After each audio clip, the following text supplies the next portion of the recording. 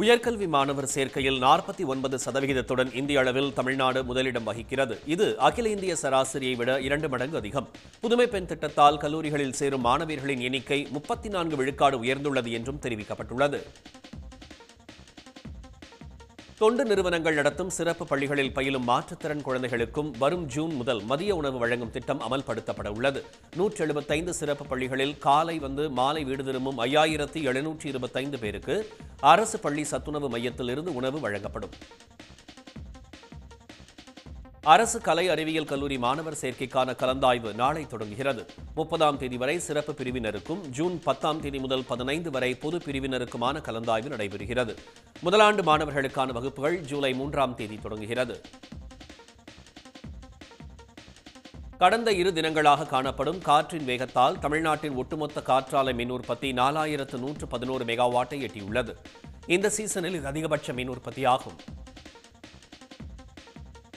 கோடை மழையின் காரணமாக காய்கறி விளைச்சல் பாதிக்கப்பட்டிருப்பதால் தமிழ்நாட்டில் காய்கறிகளின் விலை அதிகரித்துள்ளது. திண்டுக்கல் காந்தி காய்கறி அங்காடியில் காய்கறிகளின் விலை கிலோ ஒன்றுக்கு 20 முதல் 40 ரூபாய் வரை உயர்ந்துள்ளது. புதுச்சேரி ஊஸ்டேரியில் ஆயிரக்கணக்கான ஆஸ்திரேலியா பிளமிங்கோ பறவைகள் இனப்பெருக்கத்திற்காக குவிந்திருக்கின்றன.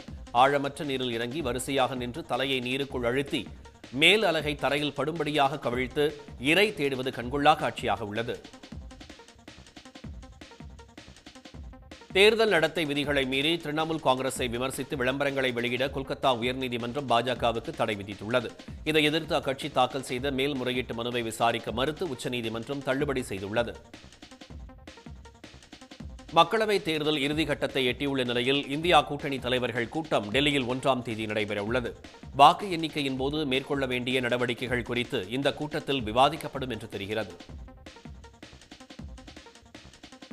மருத்துவ பரிசோதனைகள் மேற்கொள்ள வசதியாக தனது ஜாமீனை மேலும் 1 வாரம் நீட்டிக்குமாறு டெல்லி முதல்வர் கெஜ்ரிவால் உச்சநீதிமன்றத்தில் மனு தாக்கல் செய்துள்ளார்.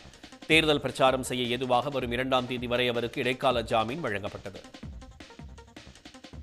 சூரிய குடும்பத்திற்கு வெளியே உயிர்கள் வாழ வாய்ப்புள்ள பூமியை போன்ற வெப்பநிலை கொண்ட கிரகம் கண்டறியப்பட்டுள்ளதாக நாசா தெரிவித்துள்ளது.